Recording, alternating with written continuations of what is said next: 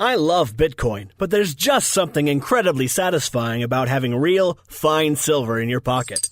That's why commodity discs are so neat. They're 1-ounce rounds of fine silver with a QR code on the back. Just grab your smartphone's QR reader, scan the coin, and you'll instantly get the silver spot price in Federal Reserve notes and Bitcoin.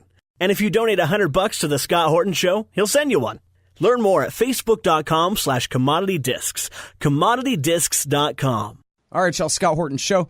I'm him. Check out the archives at libertarianinstitute.org/Scott Horton Show.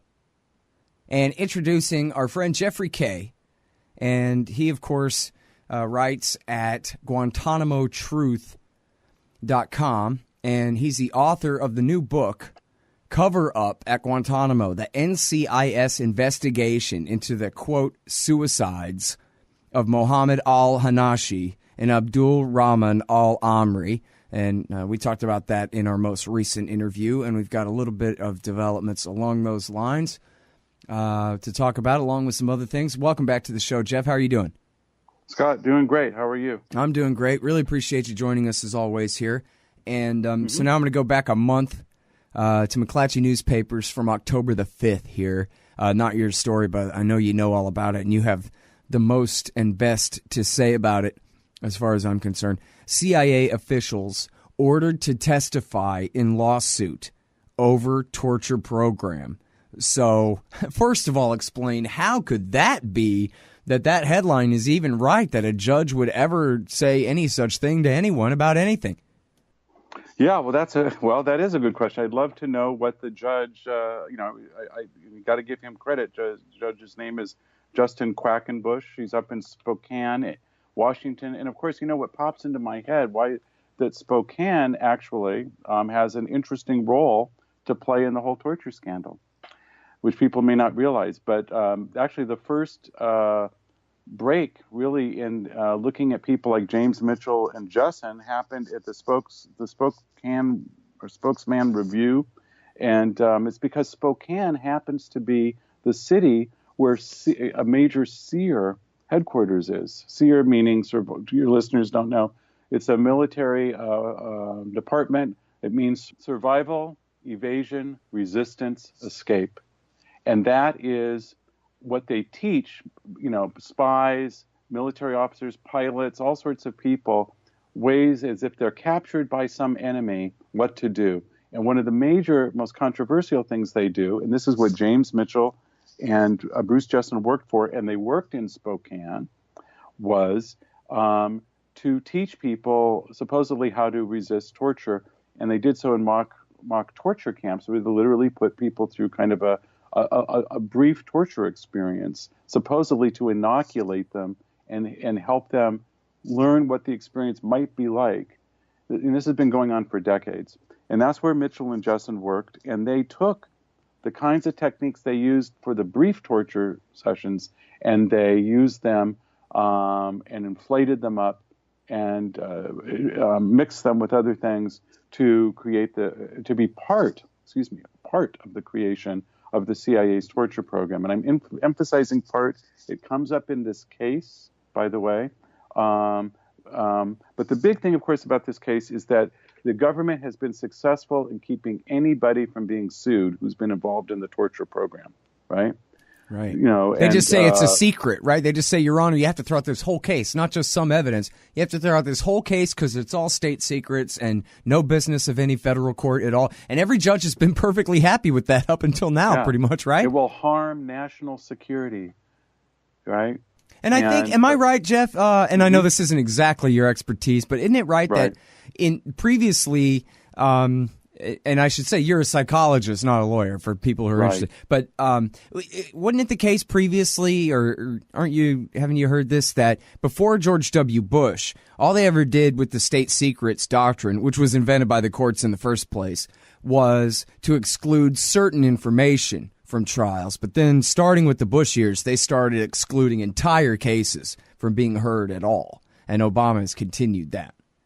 It does seem to me that I've read that, again, I'm not, actually even beyond a lawyer, I think you need a legal historian to look and see, is that true? Is that what happened in the 90s? Is that what happened in the 80s? Certainly we know way back in the Watergate trials and things like that they tried to exclude information based on national security. And a lot of the cover-ups then and the controversies were, in fact, because they were afraid that these things would come out. And it's not like they weren't afraid even now. A lot of all this stuff about getting John Yoo and the Justice Department and Cheney's deputy, David Addington involved, was to give themselves the bona fides legal or a ticket to torture by saying it isn't torture. We're going to purify it, or we're going to give it a different name. We're going to legalize it, because they knew that if it came out, they'd be in trouble. So you can't cover up everything, and they do worry about these things in places like the CIA and the Department of Defense. But they've been quite successful. And Obama, sadly, in terms of political leadership, has famously came up with the thing that we just need to get over it and move on. So nobody, when Jose Rodriguez, who, by the way, is one of the defendants in this case, one of the four defendants, said, being sued by these torture survivors, and in one case, the family member of a torture survivor, that famously destroyed the videotapes of the interrogation torture of Abu Zubaydah and another detainee known as al-Nashiri. He was investigated and he was cleared, even though he deliberately and even admitted that he destroyed these tapes. And he destroyed them because he felt that the outcry, if people had seen them by the public, would hurt the agency too much. Mm-hmm. So you can destroy evidence in Obama's America and get away with it if you're with the CIA or you cry national security. So as you're saying, the import of this case and what this judge did is he said, no, you know what? We're going to go forward with this suit. And with this, the latest development, which is in this article that was at the McClatchy, was that furthermore, these people would have to testify at a deposition, as you would in a lawsuit. And if anyone's ever been sued or involved in a suit, or maybe you've seen TV shows, at some point, the lawyers come together with the various witnesses, and they are deposed. They are, in a sense, questioned orally, and then a transcript is made, and typically the people are allowed to look at the transcript and make corrections, and then that becomes part of the evidence in the trial, in the suit that's going forward. But the government wanted to block that. They didn't want, they wanted it, well, you can submit questions, written questions, and we'll answer the written questions. They tried to get around it in various ways. With one of the defendants, James Katsana, who was the deputy chief of the CTC, the Counterintelligence Center, which was the people kind of running the torture, at least on operationally.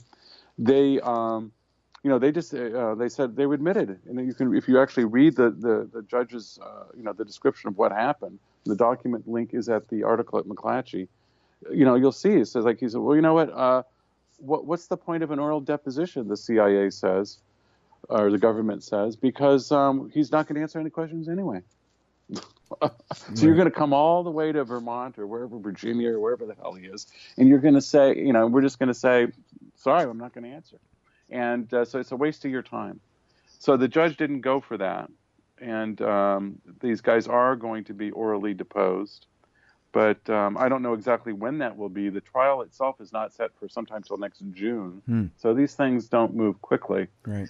Now, let me ask you, do I understand right? And again, you're a psychologist who deals with torture victims and stuff, and that's your expertise, not the legalities here. But again, You're pretty good on this stuff. Is it Mitchell and Jessen are the loophole because they're private contractors, so they don't have quite as much sovereign immunity to get away with torturing people as the CIA guys, but then once the case somehow goes through, is sort of laundered through standing against Mitchell and Jessen, then we can get at Jose Rodriguez from there? I'm not sure exactly. Do you know how it is that the CIA guys got included in this thing, or whether, if it hadn't have been for Mitchell and Jessen, could they have just gotten away with suing only Rodriguez and the CIA guys, for example? The reason that these guys in this order to be deposed came up was not by Suleiman Salim and the others who were suing, it came up from Mitchell and Jessen themselves. Mitchell and Jessen have called Jose Rodriguez, John Rizzo, James Katsana, Jonathan Fredman, who was chief counsel. Right. They're the ones who were, so actually the ACLU and these other people who were suing Mitchell and Jessen, they are not asking to depose the CIA guys. Mitchell and Jessen are for their own defense. Right. Perfect. Right. This is exactly how it's supposed to work, right? You squeeze Mitchell and Jessen and you get them to point the finger at the people who told them that it was okay. And then you squeeze them and you say, well, Jose Rodriguez, you want to go to prison or do you want to squeal on Dick Cheney? And then you get him squealing on Dick Cheney, right? Is it? That's the question, Scott. I thought so initially, but I've looked at it more, and I'm sorry to throw cold water on that theory. Yeah, this is still just a civil case. I'm way off the reservation here, man. No. It may end up being that. It may something there, and I'm sure the people at the ACLU don't feel they're wasting their time. And I do think it's worth going forward on this. I really, really do. Because once you get into a court setting, we know that they're trying to get at the truth. But let's look at some other facts on the other side. First of all, who's paying for James Mitchell and Bruce Jessen's defense? The CIA, the U.S. government is, right? Now let's look at what's already happened in the case. A stipulation has already been agreed to between the parties about the scope of what's called discovery. And these depositions, by the way, are part of discovery. Discovery is you're trying to find out what the hell's happened, what documents are out there, what you can get people to say before you go to trial. And they made a stipulation, which is a legal agreement between the parties as to what the scope of that discovery would be. Now, it's very interesting. Two points I found very interesting about that. One is that, and here's the part that one can get excited about, Scott. One is that the discovery will focus on the actions or the roles, of the defendants and others. The two key words in designing, promoting, and putting together the methods alleged by the complainants, which of course is this torture, and then examining how that torture happened and what damages were done, of course. But the main point is, and the key that the government hates, if it's one thing to just say, okay, Mitchell and Jessen are the bad guys. This is the way it's usually put in. In fact, this article sadly never mentions that. It's all about Mitchell and Jessen. It's not all about Mitchell and Jessen. I'm practically the only person saying this, and I'm not saying it because I'm a conspiracy buff. I'm saying it because that's what's in the documents.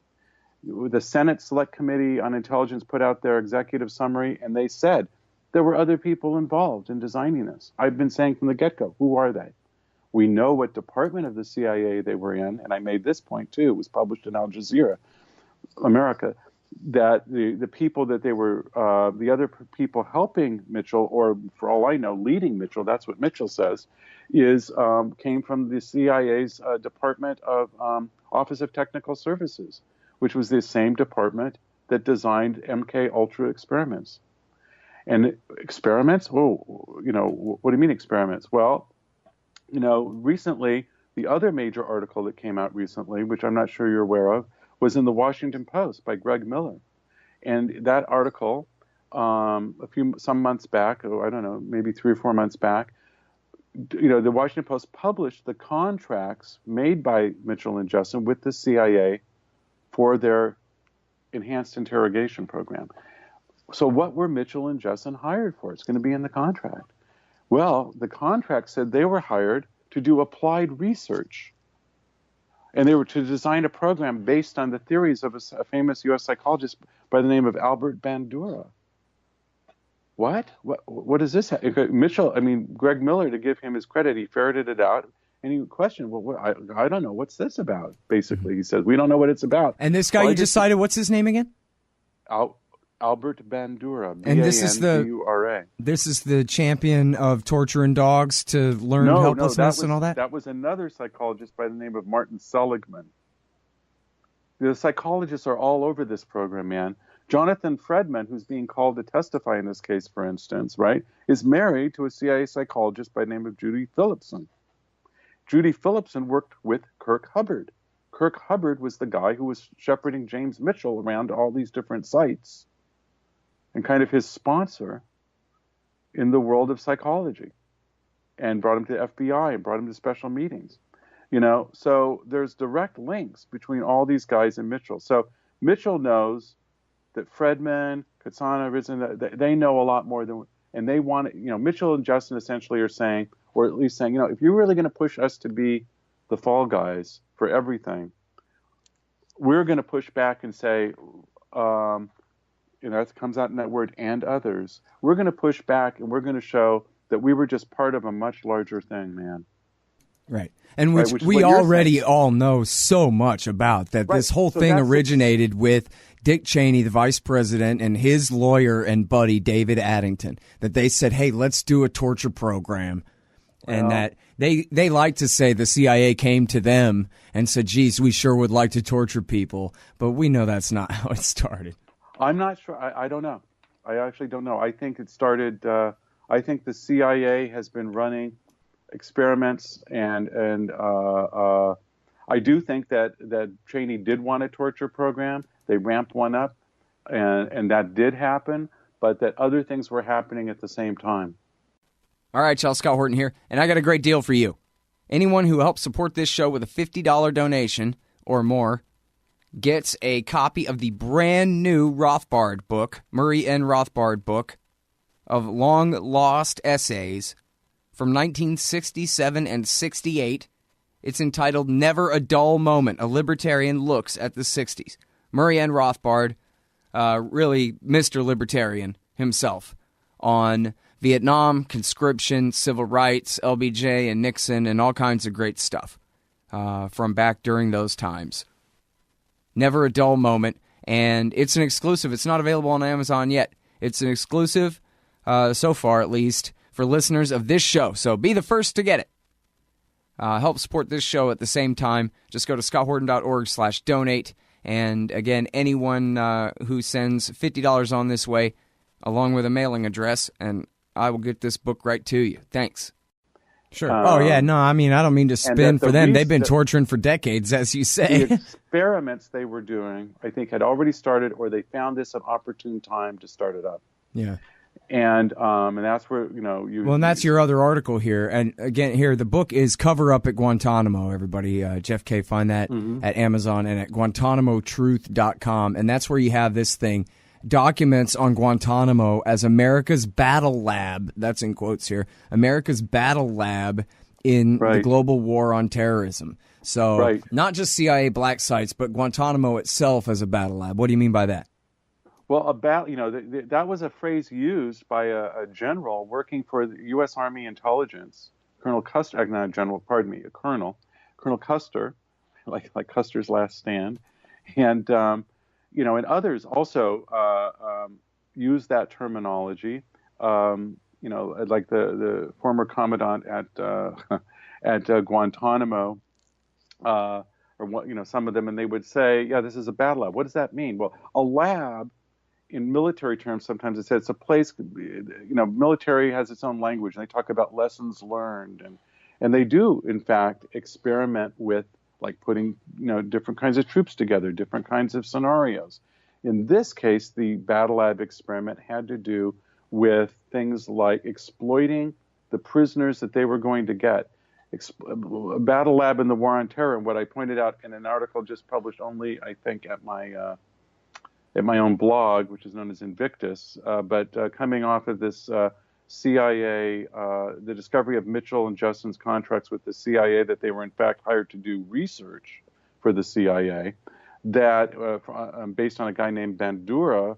I said, well, what does Bandura have to do with interrogations? Discovered that there were writings already in the literature by military and CIA kinds of psychologists saying, well, yeah, we utilize the theories of Bandura to help us understand how people can be flipped to become informers. That's what they use it for.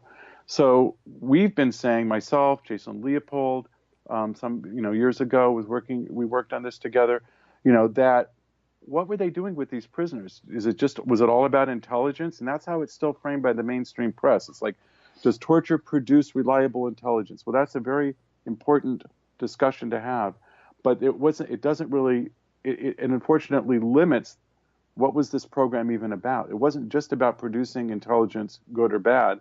It was about getting false confessions, about setting up people for show trials, and most importantly, and very least discussed, finding what people you could get to work as double agents or flip them or make them informants, to become assets for you. That's how the Cold War worked, by the way. Well, and get them to implicate Saddam Hussein. Yeah, well, as an example, that was what they did with al-Libi, right? And others, and Zubaydah too. We don't know. We don't know enough. I thought it was on the record that Zubaydah had also implicated Iraq. I just read that pretty recently, I think. Oh, okay. Well, yeah, no, certainly they got. I'm sorry. Yes, they got. I was thinking about flipping him. No. Oh, yes, yeah. No, I just mean saying, sorry, Saddam taught us all kinds of things. He's our good buddy. Yeah. Well, and the same thing with Sheikh Mohammed, Khalid Sheikh Mohammed. They got these people under torture, to implicate and say a whole bunch of different things. Oh, really? And, now, I'm sorry, I wasn't aware of that. They got KSM to implicate Saddam Hussein as well? No, not Saddam, just other scenarios. Oh, okay. I mean, they had him taking credit for, everything, for the sinking of the Lusitania and every tragedy since. Yeah, yes, right, exactly. I mean, that's slightly hyperbolic, but so was his statement. But, Scott, I wanted to go back to something about this trial that your listener, that's very important also when I looked into it. So are we really going to get more from this trial? Let's look at one other aspect of the stipulation made about how discovery would go. And one of the main things is that all parties agreed, all parties, that would include the ACLU-backed complainants, that the CIA would have, so a lot of this protest about, we don't want them to be deposed. Okay, now they're going to be deposed. Oh, too bad. But actually, the CIA is going to have representatives at all these depositions. And those representatives can interrupt at any time to say, this person can't say something. It's national security. In other words, they're there to censor the deposition, and that's going to be allowed. Right? Yep. I could read you the language from the order if you wanted. I'd have to dig it up a little bit. But the main now, point that's not usually how it works, right? Wouldn't they just have, the lawyers would have to have clearance, and then they'd go back and censor it later, right? Or not? No, people are allowed to have attorneys there at depositions. An attorney might say, wait a second, or I need to consult with my attorney. But in this case, it's the CIA's attorey, separate from In this case, it's representatives Rodriguez's. of the CIA. Right, will be there. And so they say, so Jose Rodriguez, tell us what you did, how you organized, how you told James Mitchell, to write up a plan to torture people. Let's say, I'm not saying Jose Rodriguez did. I don't know who's the one who did. And just saying, for instance, then the CIA could say, what, this is a classified matter as to how we can't talk about this. Okay, let's move on. And that's it. So how much is really going to come out of this depositions? Basically, what the ACLU and the complainants are hoping is that they know they're not going to get everything they want. You get the people in a situation, you hope you get at least something. And that's what, so it's still worth it. Who knows what might slip out? Who knows what the government feels constrained to admit? Maybe they'll come in and just stonewall everything, as they're suggesting that James Kutsana is going to do. A name that's not very well known. I Googled him, in fact, after reading this article, because I had not heard of him, and you almost find nothing out there about him. But he was a major CIA figure for decades, and was very much involved with the people who were organizing the torture program. I can't know exactly what he did, and neither, of course, did the people in this trial. They're trying to find out. Mm-hmm. But anyway, so I think guarded, very, one could have very guarded optimism that something good will come out. It's obviously good that a judge has stood up against government pressure to keep people from being sued or testifying. That's all to the good, and it certainly makes these people quake a little bit in their boots. But they've got a lot of more cards to draw on. And the fact, for me, the standpoint that the media does not limits themselves the discussion. And maybe they do this through CIA assets themselves. But anyway, the mainstream media limiting the discussion, not, for instance, talking about the aspect of the illegal experimentation, that went on, which, by the way, goes beyond a war crime to something known as a crime against humanity. Torture is a war crime. Illegal experimentation on prisoners or just human experimentation on prisoners is a crime against humanity. Right? It's a step up. And that's based on law that America has made into international law over the world more than any other state. Yeah, it was part of the Geneva Conventions. Now, attorneys will tell you that back in 2006, the United States changed its laws to a certain extent about this. And I think, if I remember correctly, what they did is only the President of the United States can determine what is will be the party who can determine whether or not something is a crime against humanity. Yeah. So instead of recognized, and by the way, another crime against humanity is aggressive war. Right. And the United States certainly is guilty of that in Iraq.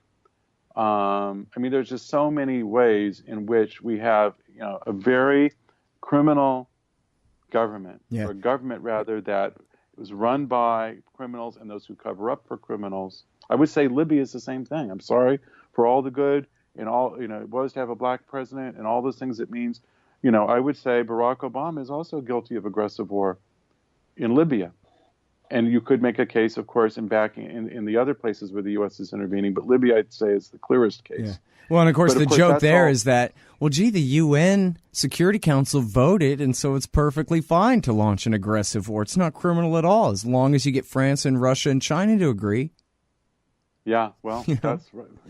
And by the way, first black president, boy, was he bad for the blacks of Libya. Nobody ever talks about that, how Barack Obama is basically the David Duke of Libya, the lead of the Imperial Grand Wizard of their KKK, and all their mass pogroms against black Africans that were falsely implicated as all somehow being agents of Gaddafi when Obama's al-Qaeda forces took over that place.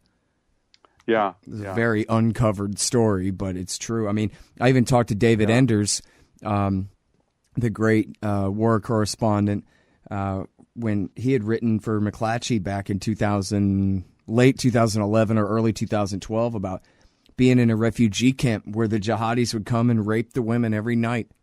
And, they use mass rape as a big fake excuse to launch that war based on a bunch of nothing. But then one of the results was very real mass rapes by the people that America had fought for and overthrown Gaddafi in favor of. Yeah. But anyways, I think that's legal though, right? Al-Qaeda guys, working for American special forces, killing and raping people.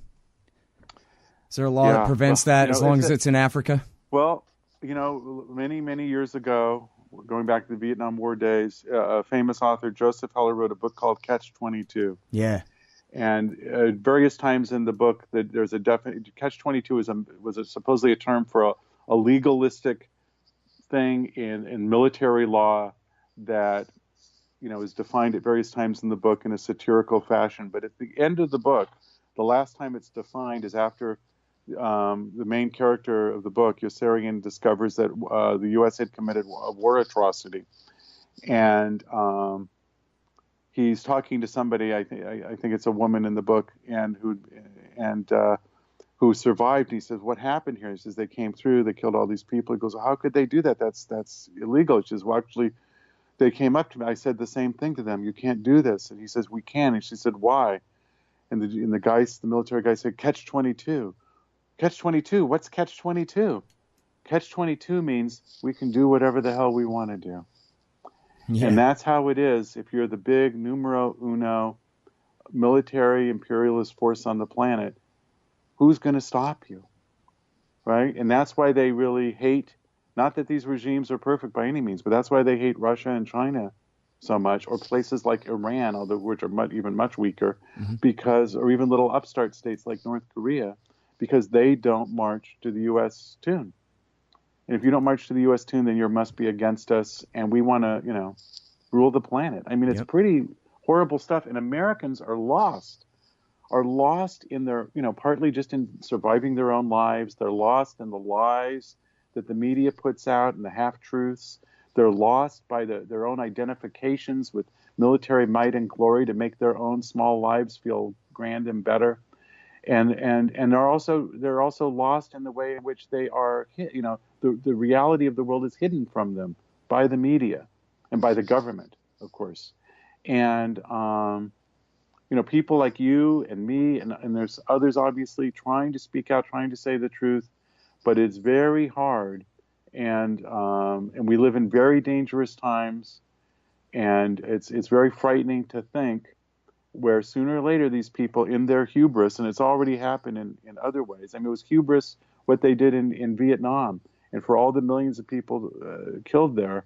But even in the United, they mistook and they stubbed their toes badly, and there were tens of thousands of people, Americans who also died as a result of American overreach and crimes, and there were hundreds of thousands, if not millions, affected as well, either through injuries or deaths to family members. And it's also widely believed, I was reading lately, that even the casualty figures in terms of deaths in the Vietnam Wars of Americans is underreported, and that more died than the government has admitted on that Vietnam Wall. So I know we live in terrible times. This is the torture thing, so people are fighting, they're clawing away. The people fighting this legal case are clawing away. People like me writing about what really happened inside of Guantanamo with the deaths of certain detainees and the cover-up about, destruction of evidence and what maybe really happened there, put out our books. And I hope people listening here feel not overwhelmed, but inspired to talk to a family member or a friend, or write something themselves, or mention it on Facebook, or do whatever we can, because it is really important that the truth get out there. Because if we let this government in its actions just continue without any opposition, then we drift into a place that's very, very, very bad and very dangerous. Wars against China and Russia, for instance, would be totally so beyond anything that the citizens of the United States have experienced in their lifetimes, that if assuming even people survive such a conflict, that people in future generations will curse us for having blindly gone into such an inferno. Yeah. Well, yeah, I mean, assuming they don't get us completely destroyed in great power war. To try to end on a little bit of a positive note, all right. The other Scott Horton, as I call him, he's probably the actual Scott Horton, and I'm just me. But anyway, no, it's the other way around. Yeah. The heroic anti-torture international human rights lawyer, writer for Harper's and law professor at Columbia and all that. He likes to say that, hey, man, guess what? Look at all these tin pot, mirrored sunglasses dictatorships down in Latin America who have put their war criminals on trial. If they can do it, we can do it. And George Bush, he's still only, in his mid-60s or something like that? He absolutely could be put in prison. And this ain't over yet. And, I mean, in a way, it sounds kind of naive. But on the other hand, assuming that the direction of the wind blowing can change, then why not? Any prosecutor ought to be able to get ahead big time by putting a bunch of, at least, let's start with the lawyers, right? Let's indict Judge Bybee and John Yoo and see what kind of noises they make when we put them in the dock and get this thing rolling, Why not? It's a great idea. I'll tell you, it's a great idea, but, there hasn't been a prosecutor willing to take on the U.S. national security establishment since Jim Garrison, and we know what happened to him. And Argentina and the United States are different in this very important way. And here I can draw upon the fact that before becoming a psychologist, I was a history major in college, did thesis in history. Argentina is a weak state compared to the United States. It doesn't have the same kind of institutional strength that the United States has, and so it's one of the reasons, of course, why that state apparatus felt it had to go to domestic terror, and disappear tens of thousands of its citizens was testimony to its sense of threat and weakness. Now, the fact that things flipped later and people decades later could come to power who could prosecute that is great. But the United States does not seem to have very much political wiggle room. Just look at the current election. Who are our choices? Donald Trump and Hillary Clinton.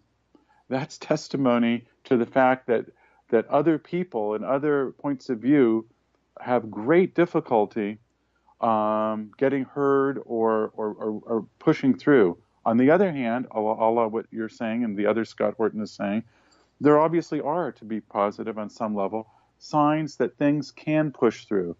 There was the Occupy movement for a while, as disorganized as it was. There were the people who, for right or wrong, nevertheless were very inspired by the idea of change, who were involved in the promoting Bernie Sanders, right? And I'm not speaking as whether Sanders is good or bad. What I'm talking about, though, is that people felt inspired, Occupy movement or Sanders, to get involved in the political process who weren't involved before. And the last time anything like that really happened in a big way was the 1960s and early 70s. And, maybe, it will take something of that type or even stronger to make the kinds of changes or get, the accountability on people like George Bush. I mean, can you imagine if George Bush if a prosecutor today put George Bush and said, I'm indicting him, the full weight of the state would come down on that person, right? No and it would take only yeah. the American people. The American people would have to rally to defend and support such a person. Unfortunately, that did not happen in the case of Jim Garrison, right? Instead, what you had is they came down against him with all the might that the media could. And they did a similar thing when Oliver Stone put out the movie JFK, right? Let's look at the shitstorm that raised. But so it would be that tripled or more if an actual prosecutor came out.